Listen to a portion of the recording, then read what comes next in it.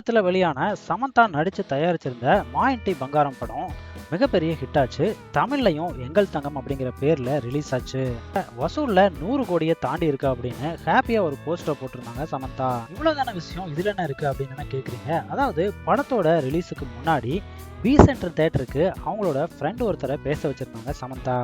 படத்துக்கு ஓப்பனிங் எப்படி இருக்கும் அப்படின்னு கேட்டதுக்கு, ஹீரோயின் படத்தை யார் பார்க்க வருவாங்க, பெரிய ஹீரோ படம்னா பரவாயில்ல, அவங்களோட கிளாமர் மட்டும்தான் மக்களுக்கு தெரியும், அவங்க நடிச்சா யார் வருவாங்க அப்படின்னு ஏளனமா சொல்லியிருக்காரு. அவங்க பேசும்போது பக்கத்துல இருந்த சமந்தாவும் அதை கேட்டுட்டு இருந்தாங்களாம். இந்த நிலையில தான் 100 கோடி வசூலை தாண்டினதுக்கு அப்புறம் அதுக்கு பதிலடி கொடுத்திருக்காங்க சமந்தா. இனிமே பி சென்டர் தேட்டர்ல ஹீரோயின் படங்கள் பத்தி பேசும்போது நோ சொல்லக்கூடாது, பார்க்கலாம் அப்படின்னு சொல்லணும் அப்படின்னு கமெண்ட்ல போட்டிருக்காங்க.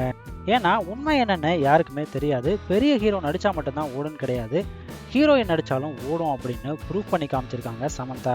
நாங்களும் ஜெயிச்சு காட்டுவோம்ல அப்படின்னு போல்டா சொல்லியிருக்காங்க சமந்தா. இதை பத்தின உங்களோட கருத்துக்களை கமெண்ட்ஸ் பாக்ஸ்ல ஷேர் பண்ணுங்க.